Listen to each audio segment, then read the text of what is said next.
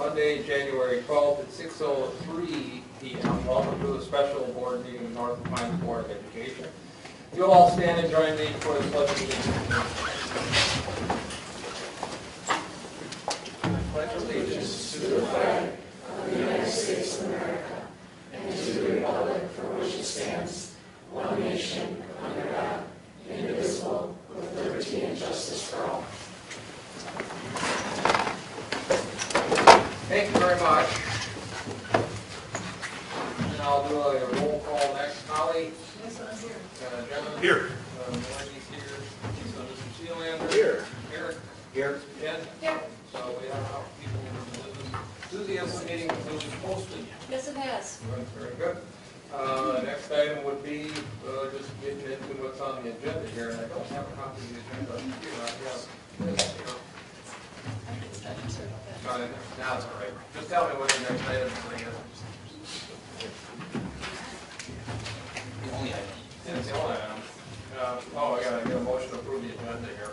I didn't think of anyway. Is there a motion to approve the agenda? Make a motion to approve the agenda as presented.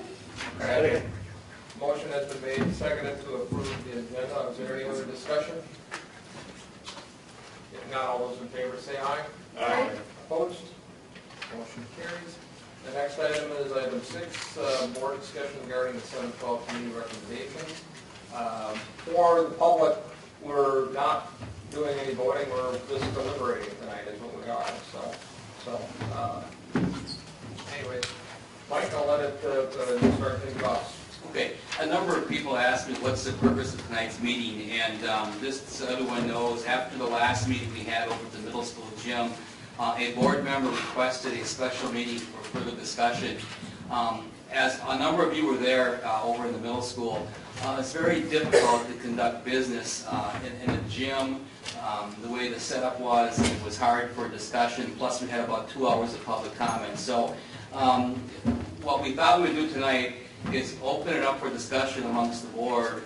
You've got some committee members here, the administrative team is here, to see what your concerns are, what your questions are, pros or cons. I did put together a board packet of about 60 pages. All of this information the board members have in front of them will be posted on our website tomorrow morning. So anyone out in the audience, if you want to see what we're going through tonight, you will have access to every document that we have up in front tonight. That should be posted, assuming by mid-morning, tomorrow morning on our main site of our webpage. In the booklet or the packet, the first 2 pages is just an observation about the fear of change. And I tried throughout the book, I tried to highlight a number of the finer points. And as this is posted on the website, you will also see the same highlights that are out there. And I'm certainly not going to read that article to you, but I want to focus now on the first few pages, pages 3 through 8. And pages 3, 4, and 5 talk about what the benefits could be of a 7-12 configuration. And then pages 6, 7, and 8 talk about the concerns. And as you can see, we spent some time addressing the concerns. And so I think we want to start there for tonight's discussion. So board members looking through those pages, does anything stick out that you want to discuss to start the discussion off, or anything from the last meeting that you didn't get a chance to discuss with the administrative team or with the committee? 3, 4, and 5 I've seen before. Now, have I seen 6, 7, 8? That was emailed to the board all at the same time. I believe it's Friday or Thursday afternoon or Friday. Whenever the email went out, it's the exact same thing. Okay, that's where I've seen these things before. I know the one question the board has is, why can't we delay this decision? Why do we need a decision, this year to implement next year? Do you want to start with that thought? Absolutely, yeah. Go ahead. So, as we look through, and I think we addressed it on page 6. Page 6, number 1, is where it kind of starts out. And I know some of the concerns, and I guess I'll start and the other members can jump in. we talked about, as a district, we've got a lot of things going on as a district, and we talked about the pay for performance, the charter schools, all the things, educator effectiveness, and as number one kind of explains, pay for performance, we're technically in our second full year of pay for performance. We did take about 2 years to create that document. So next year we'll be starting our 5th year where we've been dealing with pay for performance pay scale. The charter school is the same thing. SOAR's in its 2nd year of operation, 2 years of planning. The Montessori is in its 2nd year of planning. So those are not new initiatives. Educator effectiveness is state mandated. Last year was a pilot year throughout the state, so we are in our 2nd year of educator effectiveness. I guess one comment I want to make is that as a district, we certainly did not get where we are today by waiting and not making decisions. We felt that, and we never once felt rushed about pushing something through. We felt that all of our initiatives, they were well planned out, and when they were implemented, they were ready to go. And I think we feel the same way as a committee, that we are ready to go if the 7-12 structure does go through. And by waiting a year, another one of my concerns would be the fact that we went through a lot this year, and we're going to have opposition no matter when this is voted on. So if we wait 1 year, 3 years, 5 years, we're going to be right back where we are with people speaking out in favor, people speaking out against it. And I think we just want to come together as a community and as a school and do what's best for kids. So that would be another reason. I know next year is a referendum year. We don't have any date for a referendum, but we do know next year we are in the 3rd year of our 3-year referendum, so we'll have to go to a referendum sometime next year. I'm assuming it's going to be either February or April, and by implementing this next year, we'll have a few months in before any referendum. So I think if we try to do this during a referendum year, I think that could be difficult because we won't have any proof of is this working, is this not working, and I think by implementing it next September, we're going to have 4, 5, 6 months in before any referendum, and we'll work very hard with a transition. And I know Emily was going to make a couple of points also on. Yeah, the one thing that I wanted to mention, I believe that I alluded to this at the last board meeting, was that we're already looking at making some shifts potentially with the implementation of Montessori and making some shifts administratively. And I feel like if we postpone this decision, I don't know that it's going to make it more smooth, and I think that would be the hope, that we would have more time to plan and more time to think this through. But in reality, I think what everybody's craving is some stability. And if you talk to Eagle River Elementary staff, who's undergone a lot of administrative change in the past few years, and the middle school has gone through some changes this year, and I think the thought of living in another year of kind of limbo transition, and I'm not sure how everybody feels about this, but there are people who have said they would prefer to make that change now as opposed to waiting. And ultimately, we have a plan in place, and we can use these next few months to work together to make that transition possible. But I believe wholeheartedly that this would actually bring some stability back to the buildings, to the families, to the staff, and it would be positive. If we believe this is in the best interest of the Northland High School District and we want to move forward, my recommendation is do it now as opposed to waiting. And Tony, you want to make a comment on our conversation probably a couple months ago now about, as you had a staff meeting, remember the conversation about what's going to happen? They were kind of in limbo. Versus staff ed? Yeah, and I think just to kind of dovetail off what Emily said, I think if it's going to vote yes, it's got to be now, not later. For all the reasons that Dr. Ritchie said and Emily said, but also, the staff, it does put anxiety on the staff, especially the middle school staff. There could be potential job shifts. It's a lot of change for them, and it does put anxiety on them. I've noticed it from the beginning of the year until now. I can't imagine saying that we're going to plan this for another year out, because that just would put more anxiety, in my views, on the staff. I think we just prolong it. So I think, if it's going to happen, I think it'd be best to do it now rather than wait. For that reason, as well as everything else that Emily and Dr. Ritchie said. And I also have an email up here. I'm not going to read it tonight, but this was emailed to all the board members, and it's from a middle school teacher, and it was just emailed late this afternoon. So I guess just check your email and read the email from the middle school staff member. It talks about making the decision and talks about, we need to move forward with that decision. And it talks about the staff will do whatever is in the best interest for the district, and we've got a great staff and a great administrative team put in place that will make sure our students are definitely the number one priority. So I guess just please read the email that we sent out late this afternoon.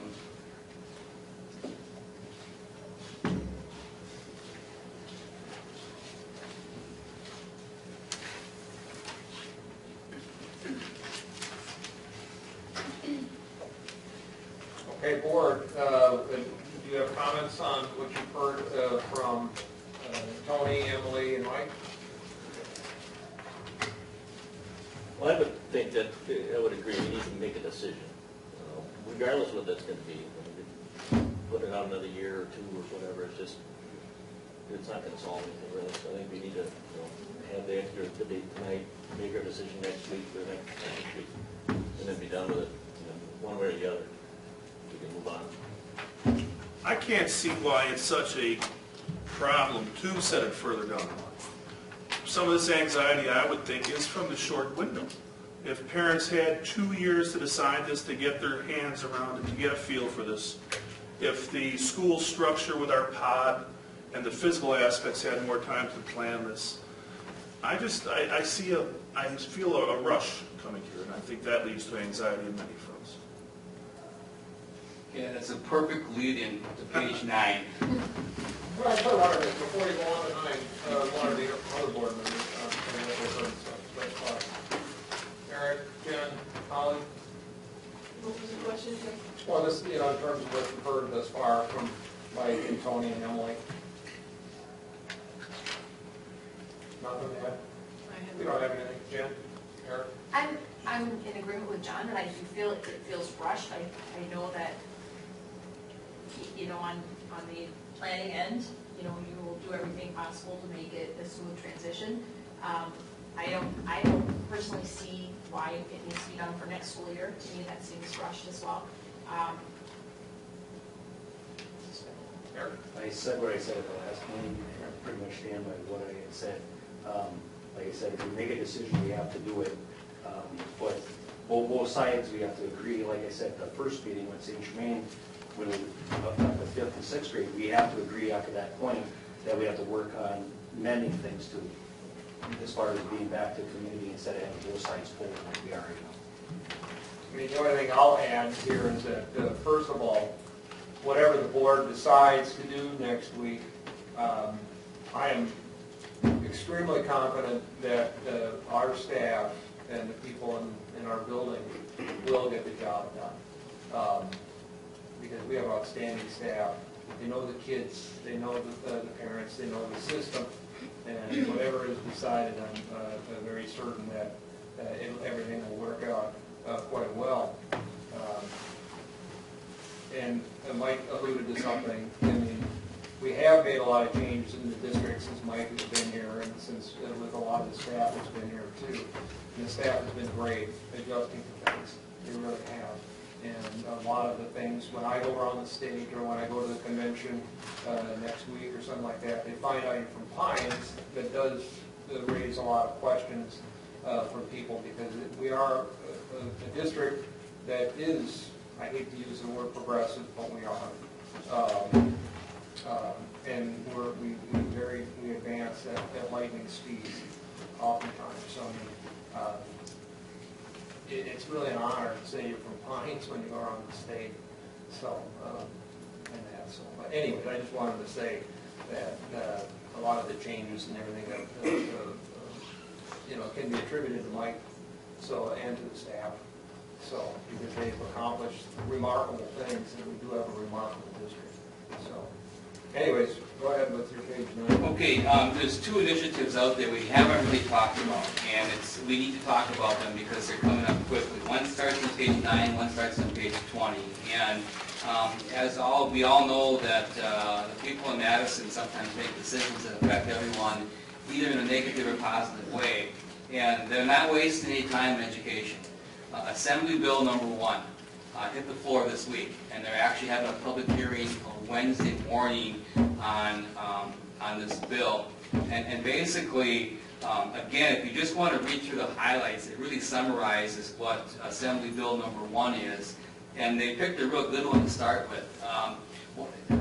To summarize what the bill does, it basically replaces our accountability report card.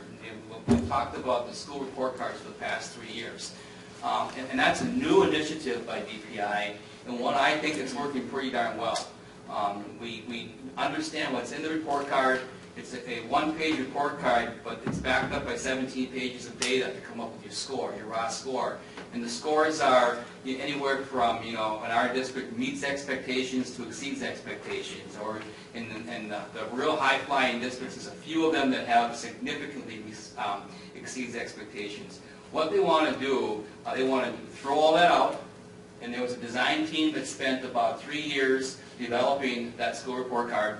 They want to throw it out and replace it with a report card that gives you an A, B, C, D, or F. Now that sounds pretty simple and pretty easy, just to give you A, B, C, D, or F. But what they also go on to do is they also go on to list some certain criteria of what will happen if you have a failing grade. And basically, a meet expectations would equate to a C grade, a C letter grade. So a lot of our schools that meet expectations with a pretty high score would turn into a C, which doesn't sound real good. It sounds average, and I can tell you those schools are much better than average schools.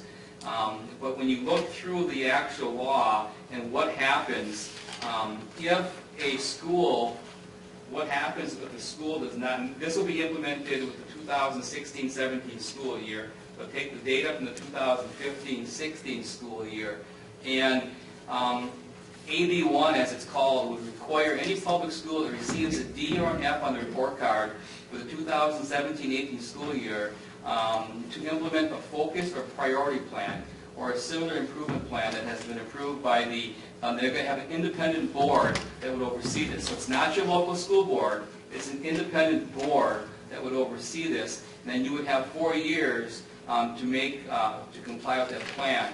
If a school under that step 1 fails to demonstrate adequate progress after 4 years of additional support, the bill would require action to ensure significant changes are made at the school. A failing public school, and this is really important, but a failing public school would have to submit a request for proposal that would convert the school into an independent charter school. A failing independent charter school will have their funding withdrawn, and failing choice schools would be required to leave the program. And so, in other words, what would happen is the fact that we would have to put out an RSP where an independent charter school would submit proposals. It wouldn't be controlled by the school board. It would be controlled by an independent charter school. If there's no adequate proposal accepted, then the board would have to take and turn it into a charter school governed by the local school board. SAA, which is all of the administrative groups, are strongly fighting this bill. And so there's a lot of talk. If you pick up the Milwaukee paper today, you'll see lots of articles that are out there with this bill. Okay, let me get this straight here. And I know we're getting the Reader's Digest version of this. School gets an F. Yep, or D. A D or an F. The State Accountability Board, whatever it's called. What's it called? The state board, Whatever. state accountability board, Accountability Board. Takes it oversight over, board. but it gives it back to the school board? No. What happens is you develop a plan. That school, along with the independent board, you develop an improvement plan.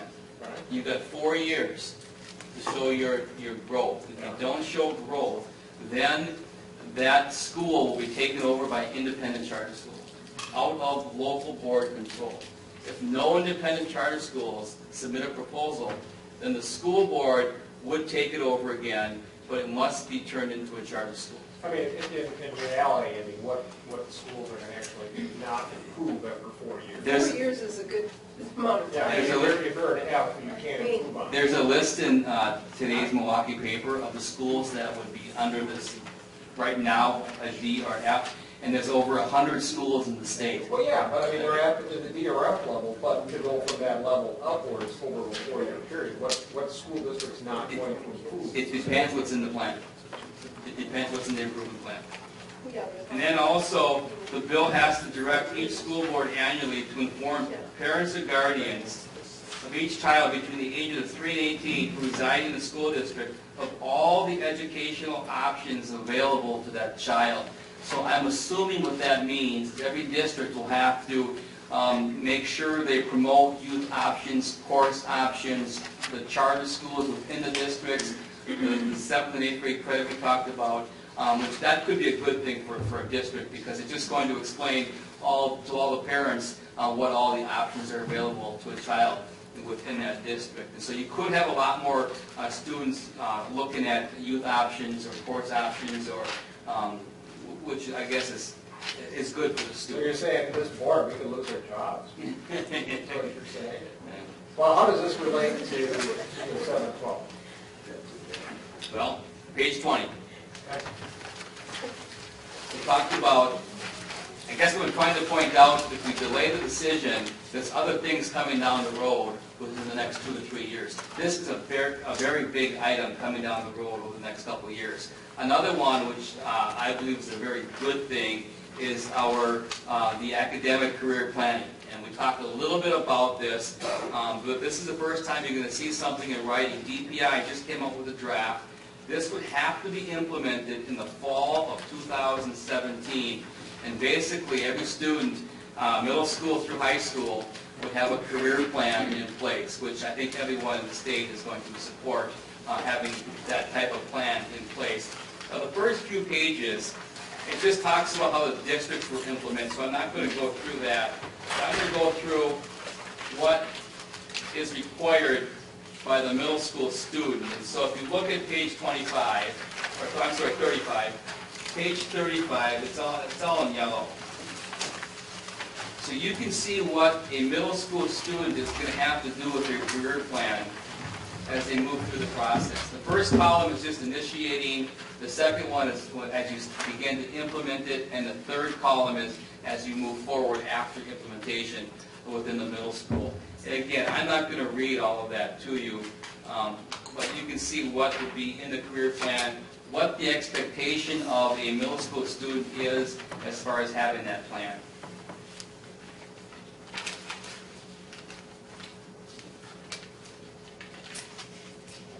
It talks a lot in there about a middle school student needs to know what's offered in high school, need to know what classes they're going to take, what careers they're going to look at, a pathway to those careers. Is that something that we're doing now on the middle school level? Is there a career plan in place at middle school? Not the plan, though. Not the plan, but I can tell you that a lot of these inventory, you got to look at it as initiating, implementing, and institutionalized.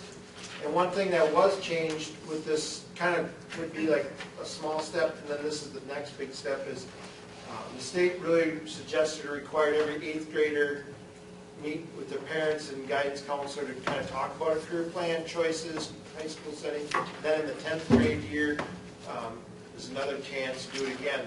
So when you sit down in your 8th grade year with Mr. Eastman, he goes through your child's, what their choices were, their inventory, and does some of those things with you. Not to this extent. I mean, this is meant to get more into the curriculum itself, not just Starting earlier. starting earlier, and then, but carrying it through too. That's another key component to it. I think that's where we've been lacking, actually. I think after 8th grade, it kind of gets dropped and forgot about it. And I just feel that it would be great if Craig could work with guidance at the high school to follow this through and keep it going, keep the momentum going, and keep these kids going on a path. It seems like it just gets forgotten about. Well, what you could also do is, again, we haven't had much of a discussion, but you could appoint one counselor to be that career counselor too. Right. Whether it's at 612 or 712, that person would be responsible, the main person responsible for their help with the plans, and that would be their full-time job. And regardless of the structure, meaning where the students are housed, regardless, this is still something coming down the line. And clearly, we still have to do this for 6th, 7th, and 8th, and, regardless of where what building they're in. The draft says middle school. Everything I've read prior to the draft said it's starting in 6th grade. So I'm not exactly sure if your district offers middle school in 7th grade, if your plan starts in 7th grade, or if your district offers middle school in 6th grade, your plan must start in 6th grade. It's not very clear in the draft, so it's either going to be 6th or 7th grade. But I guess a plus for the 7-12 structure then, if the career plan is in place, and especially as we look at career readiness in the tech ed area, they're going to be living it every day. The opportunities they're going to have to take advantage of some of the trades and the manufacturing, and along right next, rooms right next to each other. That it would be better education for students. Pages 43, 44, and 45, that is just simply our draft. It's tentative, it's not set in stone. It would just be an idea of what we could offer to 6th, 7th, and 8th grade students. That's just one meeting with counselors. That still needs some work as far as what it would look like, but it just shows you what something could look like that's different, right now. And I don't know, Gail, if you want to speak on behalf of that, or Jim or Tony, if you want to speak up on any of the changes coming down the road. We met as a group with our counselors and talked about the importance of adding in a few more options for students to take, more possibilities, especially in the tech, business, foreign language area, and make them all elective classes, not that they would be required to take them. We would like to keep the tech ed and health and home economics, or FACE classes we call them now. Those still would be required. Maybe not make them, getting rid of the trimester classes. We could change them either to semester long or to quarter long classes. That way then they're still getting the things that are required and getting the basic foundations before they move into being able to make more decisions on a pathway to go. So I think we had a very productive discussion with our counselors, got some of their feedback, and like Dr. Ritchie said, this is just a starting point of what we were thinking. I think the one question that I've been, or the one item I've been asked about in my discussion with parents and other committee members is, why is it mutually exclusive that the 7th and 8th graders have to be in the high school to take these classes? Meaning, I know we do offer some right now to 7th and 8th graders, but is there a way to, regardless of if this does not go through, are we still going to be able to extend those opportunities to the 7th and 8th graders and increase the band and maybe the electives and do those things that we are saying that are going to be so beneficial? By interpretation of state laws, we don't have a choice. To offer it. Right. So regardless of where the students are, those opportunities are still to be offered and increased. If you do the 7-12, obviously they're right there. If you don't do it, yes, they're walking across the cold parking lot. So that's what they're doing. So. Tony or Jim, do you want to comment on any of the? Well, it is true, Jen, that even if we did go 7-12 and bring the 7th and 8th graders, we could offer up more opportunities for those kids. But you are going to have more kids walking across in inclement weather. You're going to have kids missing a day of instruction per week in certain classes, because they are currently missing 5 to 15 minutes every day.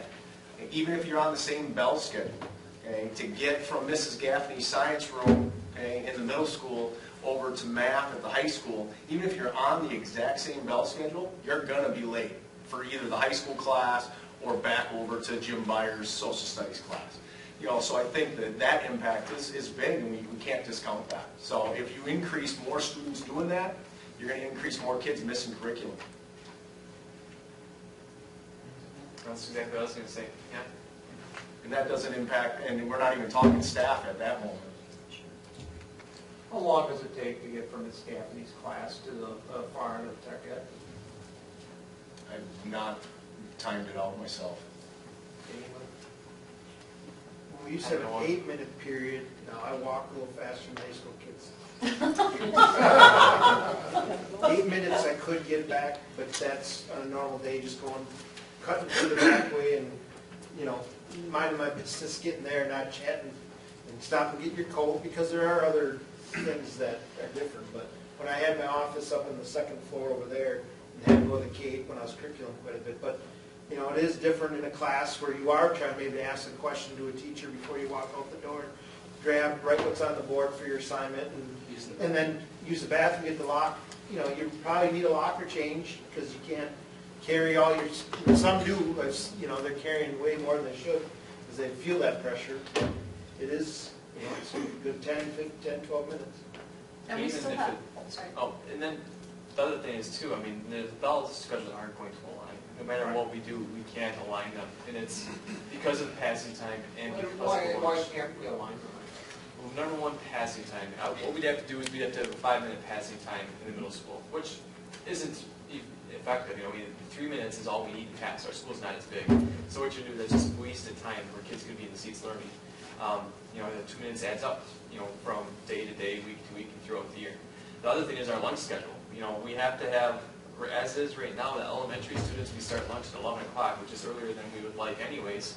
And on block days, our 7th graders start lunch at 1 o'clock in the afternoon. So when it's 650 students that you take through the lunchroom, you kind of are time crunched with those time frames. So then what it does, it puts off the high school for their lunch schedule. And, you know, as the day goes on, the kids get farther and farther away with the bell schedules. If you look at page 5, the lunch times are on page 5, on point 23, the K-8 lunch runs, starts at 11 o'clock, and Tony said on block days, the 7th graders finish up lunch at 1:25. And the biggest problem is the lunchroom capability, the kitchen capability, to try to serve over 600 students over the K-8. And if you look at the little chart, it's kind of in the middle of the page. And if things stayed the same next year, nothing was done differently, and that continued to be K-8 next door, we're projected to have about 601 students over there next year, compared to 421 in the high school. So that kind of gives you an idea of what throws that lunch period off. There's a lot more kids trying to get through a smaller kitchen, smaller lunch line or lunch area. If you did switch to the 7-12 concept, and then the K-6 next door, you'd have about 490 students next door and 558, 7-12 in this building. So it really evens out the student population, which would not a good reason to do it. It's because of the lunch period, but it would really help the lunch situation in the other building. Is the lunch serving thing a serving issue or a seating thing? Both. Both, yeah. Both. It's both. So Yeah, if we 'cause you find real estate to sit them down, that doesn't necessarily Well- solve the problem. Well, what if we say that the 7-12 doesn't get voted through? Can't we send the 7th and 8th graders over to the high school? We talked about that 2 years ago. We didn't, but we didn't get very far. But yes, we talked about that. I mean, And that would be an option, Still absolutely. utilize the field house for some activity after lunch, or? Yeah, it would definitely be one of my recommendations if it didn't go through, Yeah. is to look at the 7-8 lunch. Because we need to do something. We can't have, how many of us eat lunch at 1:25? Our 7th graders are eating lunch at 1:25. That's not right. It's not right. Make sure you eat at 1 and finish. Well, they finish at Yeah, 1:25. but just so nobody. Right.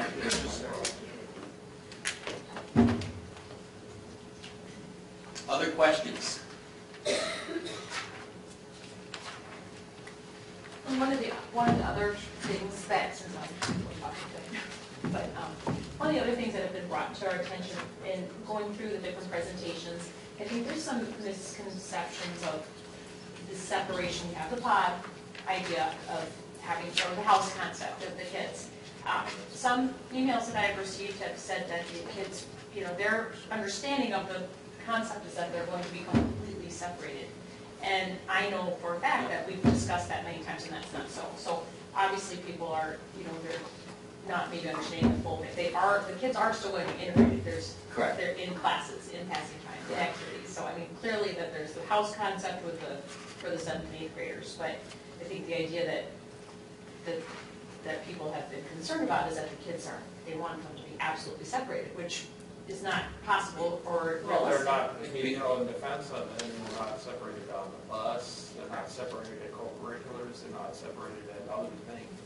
I mean, there are kids constantly, you know, down below in the commons area here, and it's, you know, first graders and 12th graders, which all over the road.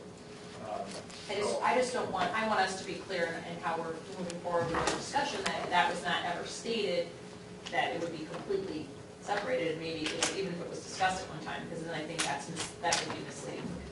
And I don't think we ever had, at least not to my recollection, that we ever had that idea that they would be able to be completely. And we answered that pretty bluntly under number, let's see what it is.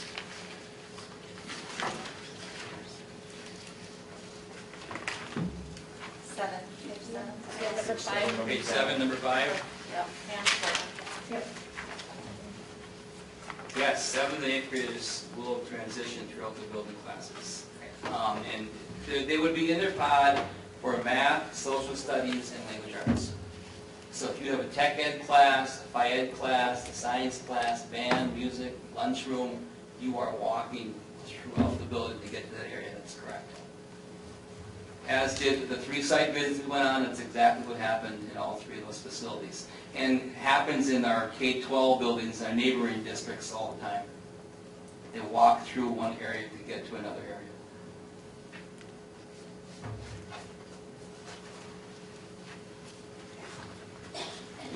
We should maybe address the middle school philosophy versus middle school identity. And I don't know if Carrie, do you want to speak to that at all? There is a difference, and I guess we have to fault ourselves because sometimes we use the wrong term. We talk about middle school identity. There's a big difference between middle school philosophy and middle school identity. So maybe start by defining Sure. the two. The middle school philosophy is more of a collaborative effort amongst teachers where students would have that team of teachers. They would have common planning time. They would develop common assessments. That would be kind of their house, their area. They'd work together in that collaborative team. Due to our size, we don't necessarily have the common assessments or all of the common planning time, but we do have the middle school identity intact, and that's what we would be keeping as we would transition into the high school. That would be more along the lines of keeping the needs of the adolescent child and making sure that we're recognizing them, that we're having activities to support them, such as the mentoring program. All of the activities that were mentioned and that are listed on page 7 would be a part of keeping that middle school identity. Of course, our teachers do work to plan together. They do work in order to do some of the middle school philosophy and the identity it comes from, but they are separate concepts. So the middle school identity is truly what we would be keeping as we would transition into the high school. Are there further questions on, I don't know if you have questions on that definition or if you would like me to elaborate a little more? No, I have an unrelated question, but the whole middle school, I mean, we got a lot of data here. I mean, it's, you know, I got 3 books now, plus a bunch of links too. A lot of the data that I've read is that the whole middle school concept is kind of going away. And it seems like you have, if you were to look at an age curve, your growth, you get to the middle school years, it flattens out, and then you have growth in the 9-12. And then they also talk about behavior issues, higher incidences of behavior issues in 6, 7, 8. The whole concept of the middle school, the junior high, dates back evidently from what I read, just after World War II, where a lot of smart people said, let's put the 6th, 7th, and 8th graders together. Yeah, it's a great idea. And it turns out that, like many other social experiments, it may not have been nearly as successful as thought on paper. I don't know if you have any thoughts, and I pointed to Tony and everybody else here that are a lot smarter than me. Well, you know, We're all like Go ahead. It's a tough question because you're starting to see evidence now. But Jim, think about when it's starting to, where we are today in society and in education and the things we do. You know, things have changed. You know, are you asking was it successful in North Pines or are you asking in general? Well, It's a general statement. I'm not talking about Northland Pines. Because in general, I was in large school district. I think it's very effective. I've seen it work. I've been part of teams, the collaborative nature, you're really getting authentic learning done. But just like anything else, it's about people in leadership and implementation, and every school is getting to be very different. So, you know, times change and you gotta look at methodologies, you know. And the middle school philosophy is a good philosophy, okay? It's worked well. But I think as the different laws and reforms and initiatives and what opportunities our kids have today, they didn't have those opportunities 20 years ago. And so I think that's part of the shift. But then what each district does is they look at their own needs. And if our middle school were half empty and this was overcrowded, we may be having a conversation about moving ninth grade back into the middle school. If we had a space issue, just the opposite of what we're talking about. So I think every district has to look at its district and what needs that district has. And so that's kind of what we're doing with this committee, this restructuring. And I don't know, I haven't that research with that. I mean, I think there's a lot of other complexities that are involved in it as well too. I mean, adolescents in general. I mean, if you look at them compared to elementary kids and high school kids, I mean, they're chemically imbalanced. Their brains are completely chemically imbalanced at that time. I mean, it's serious. I mean, it's they're making decisions based off their emotions and hormones and stuff. I mean, so I mean, it's to say that they have a little lull there in their learning. Is that part of excuse? Is that developmentally, or is that is that developmentally though, or is it because of the middle school philosophy? I've read a lot just in my life about the brain, and brain isn't fully developed, particularly the frontal lobe portion, until they're like 19, 20 years old. That's for men.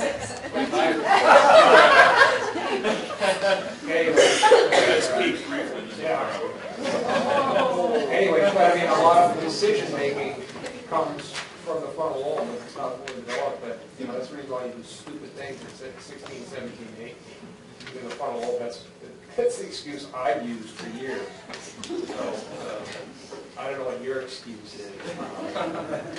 But I think that's a major, the major concern is that the seventh, not the sixth, but the seventh and eighth graders in the middle school, having them all kind of in their same little area because they're all going through the same type of, changes, if you will, and to throw them into the, say to the wolves, but to the high school environment, that they're not ready for that. I mean, I know in all of this discussion, as we've said before, I know that whatever happens, our staff and administration are going to take very good care of our kids, because that's their job. But that's, I think that's people's real fear, is that a 12-year-old is going in and going to be influenced by things that he or she sees. I know my 10-year-old is influenced by things that you don't even know that they're seeing. A TV show with a commercial or hearing a song on the radio, and I'm like, I'm 44, I'm like, did they just say that on that song? Because there's influences all around. On the other side of that coin, there could be a lot of positives to go along with that. Absolutely. So, I remember, I think there's some really good, good influences out there too, that not just about the kids swearing or whatever. I think there's a lot of positive kids that could really be great mentors for those children as well. So I remember the parent introduction meeting when my kid went to middle school. Jackie Coglin stood up there and said, your children are going to change more in the next couple of years than you've seen your entire life. And all of our parents went slack-jawed and a little concerned, to say the least. So I think that does highlight what's going on with those kids at that time. How we choose to react to that is important. We have Pines, I mean, we're fortunate and we're blessed because we have lovely buildings and they're next to each other. But, in the board's job here, contrary to what they in the public feel, the board tells Mike what to do. No, we don't tell Mike what to do. We'd like to tell Mike what to do at times, but we don't. The board's job is really more of direction, and that's where a decision like this falls under our purview. And clearly, the district is moving towards two routes for our students to learn. One is the traditional classroom route, and the second is the charter route, but it's more what I'll call project-based. So your student will be in whatever grade, second, third grade, decide that, hey, maybe SOAR is for me, type of thing. Probably follow that path for a number of years, perhaps all the way to graduation. person might be in SOAR and they decide project-based learning, I'm more a traditional learner. And so you're probably going to see it go possibly. I'm just speaking out loud. We've never had this discussion as a school board. And then you throw in the 7-12 learning there, and that's another different type of avenue altogether. When you would have multiple school districts under one roof, so to speak. And there was one other point I was going to make there.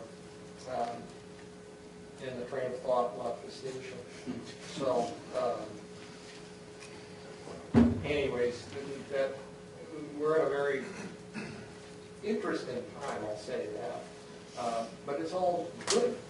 I mean, that's the thing that's kind of cool. It's good. This isn't bad stuff. It's not bad to get parents all, you know, you may disagree, but upset about learning. No, learning about learning is wonderful. And there's nothing more important that you can do with your kids. There's nothing more important that these folks do than to teach our kids all that. So, I mean, that's one thing that's very cool. But it's very difficult to explain to people and have people understand what changes take place in education as far as what opportunities kids have that we never had. We didn't live it. When we were in middle school and we were in high school, we couldn't take high school credit. We couldn't take college credit. And as an example, last week on Thursday, I got to spend a day in the Ladysmith School District, and they've done a very unique international program. And so we spent in the morning at Ladysmith High School. They have 37 international students in their high school, attending little Ladysmith High School.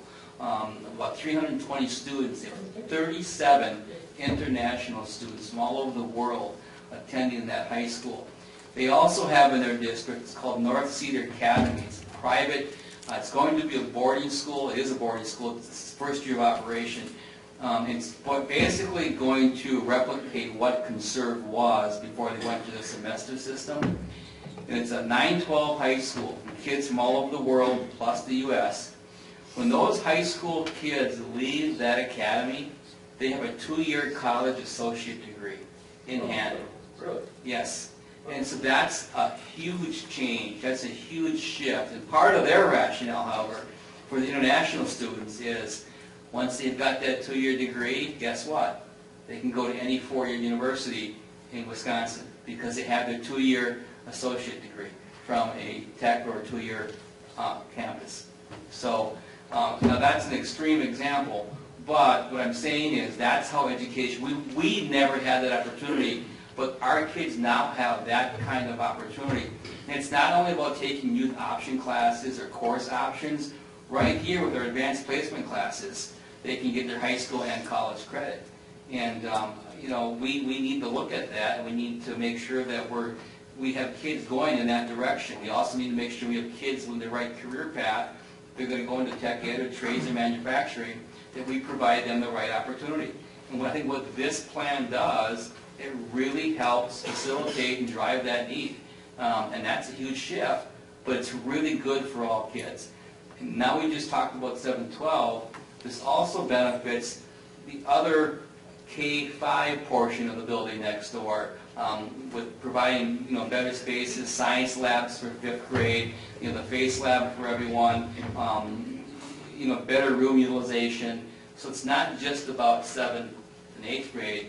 It's about utilizing the high school. It's about utilizing the spaces next door. It's about offering more programs, whether it's academic or career readiness, to all of our students. And so I think I don't want you to miss that point.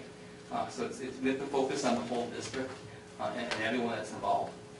Well, the only other thing that my thought came back afterwards, but I'll first of all say this: no matter how much American education is bashed, it's amazing to me that everybody in the world is trying to get to America to come to school, and that's not fallacy, it's fact. So they really are. And then the other thing that I forgot about is that I envision a day here at Pines, every kid will, I won't call it an IEP, but those of you familiar with IEPs, will be similar to an IEP. In my mind, you cannot call a 7th grader a 7th grader anymore, because that person is a unique individual and might have 7th grade math skills, but might have 10th grade reading comp skills. To sit there and treat that person as a 7th grader, that is unfair to that student. And that's where Pines, we can probably really advance as a school district the day that we start treating those kids as individuals and see where they have peaks, see where they have valleys, and work with them. That's the day that we really stand out even further than we already do. I think that career and academic plan is just the beginning of that individualized plan. I think that is definitely where we're headed, and we need to have increased options. And I actually think we're being proactive. You know, we're ahead of the game if we're looking at restructuring to open up those options for students at younger ages and create opportunities earlier.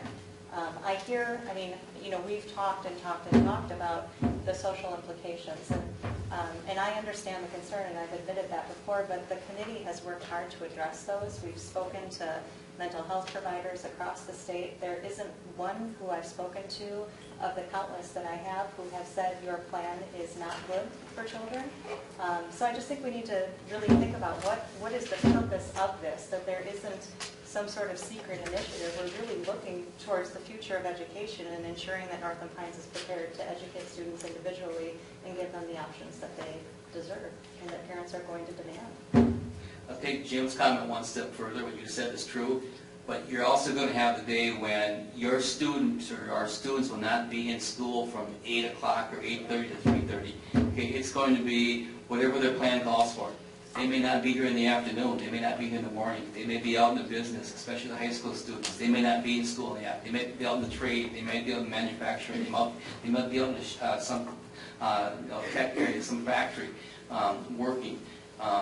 They also may have an online class the first 2 hours a day, so they won't show up till 10 o'clock. Those are the things that we're going to see over the next few years. Not the next 10 years, the next few years, we're going to see that. And right here at Northland Pines. I think too, a lot of the, from all the emails and people that I've talked to, a lot of the fear has come from families that have children that are in younger elementary. I've seen this pattern, younger elementary children.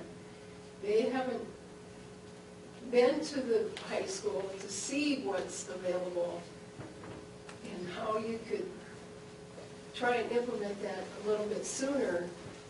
I mean, it would be great if more kids were getting more credits in high school. You know, you start to realize that when you start paying for college. But I think now you're going to realize it early because of what's going to be in place.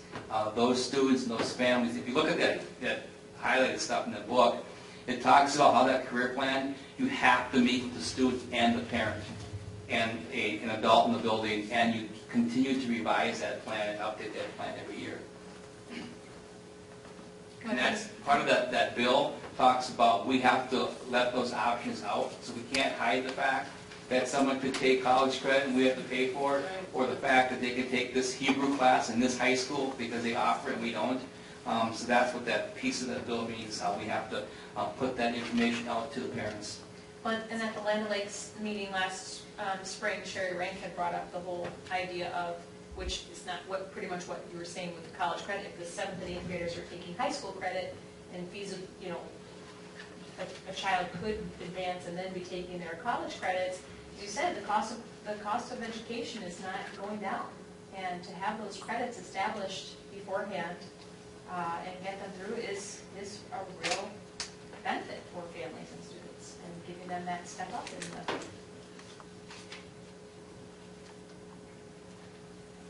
Okay, other board comments?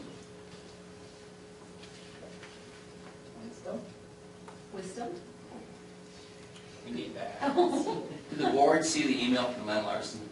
I did not. It was emailed to me, and I wasn't sure if the board received a copy or not, but I'll just read some of this here quickly. Jim and I spent a couple hours with Len last week in the afternoon. I really appreciate the quality time Jim and you gave to me this afternoon. The building tour and rationale makes things very clear to me as to what you're attempting to accomplish. I can now clearly see the pros and cons of the 712 concept.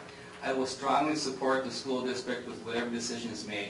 I'm confident that with your teaching staff, educational leaders, we'll be able to push this in a direction that will create a learning environment that best prepares our students for their post-secondary experience, a safe, supportive learning environment, developmentally appropriate academic rigor, and personalized career portfolio for every student will prepare all of our students for the career opportunity as it awaits them. Also respect the voice I was given when I was expressing some concerns the other night. Thank you, Len. We did have a great conversation about career planning, and that he would be available to maybe even assist in putting together, when we look at the career plans. That's what he does right now for the Lakeland School District, and so he is willing to give us a hand with that. Well, what else do you wish to discuss? It was just meant for discussion and to answer any questions that you might have that are unanswered.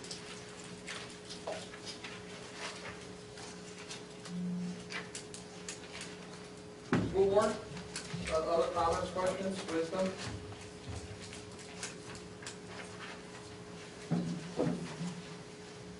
No? Nothing? Michael, anything else to present? Just a couple quick closing things here. I want to point out again in your book on page 48, DPI's press release, 62 teachers did earn a national board certification this year from 39 districts. There's 424 districts. Of those 424, 39 districts had teachers that were represented. There's a total of 62 teachers from Wisconsin. Very happy that you go down and you read. It talks about there were 4 districts that had 4 teachers each. Okay, Beloit, Franklin, Kimberly, and Northland Pines. So when you look at the size of those districts compared, we had 4 teachers this year that achieved a national board. And that there's currently 1,015 teachers in the state of Wisconsin that has that. We have 11 in our district that have that certification. So you divide that by 424, we should have just over 2.3. We have 11. That speaks volume about this staff. So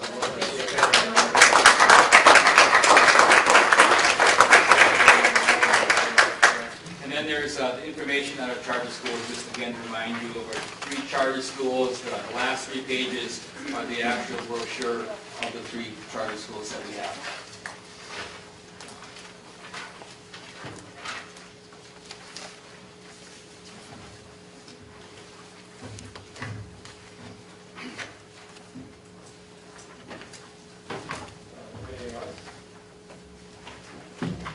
Any points that we didn't address?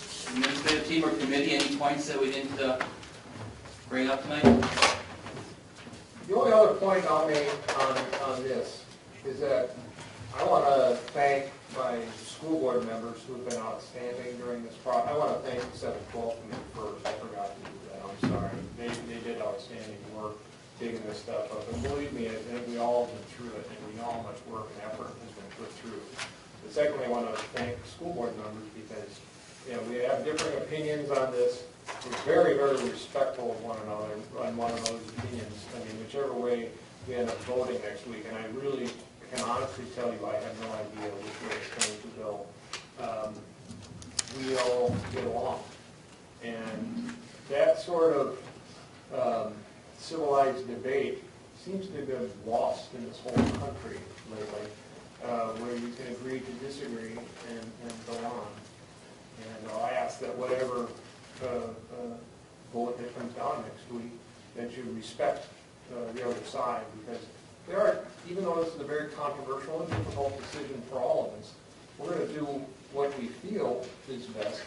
I won't go so far as to say that it will be the best, but I will say that what we feel as a board is best.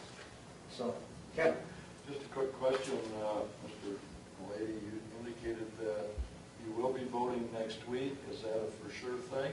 It's my intent that we will be voting next week, yes. Thank you. So now, if we have a snowstorm or some other blizzard or something, God willing, put down there, God willing. So, I can't put that in. okay, that's right, that's close. You can probably put in hollow well. No, I'm criticizing your fifth estate later on. anyways, that's the only thing I'd add, is that I want to thank the board for being, they all really given a lot of thought and time and effort over this, as long as it's a 7-12 meeting, so.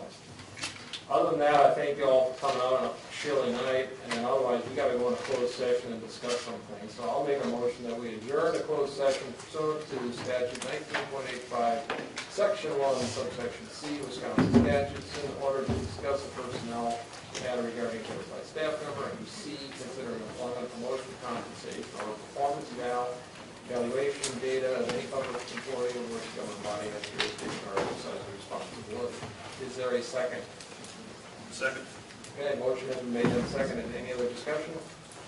All those in favor, say aye. Aye. Oh, I'm sorry, roll call. Roll call vote. Holly? Yes? John? Yes. Lee says yes. Mr. Stevens? Yes. So, Mr. Knapp? Yes. And Mr. King? Yes. Okay, now we're closed.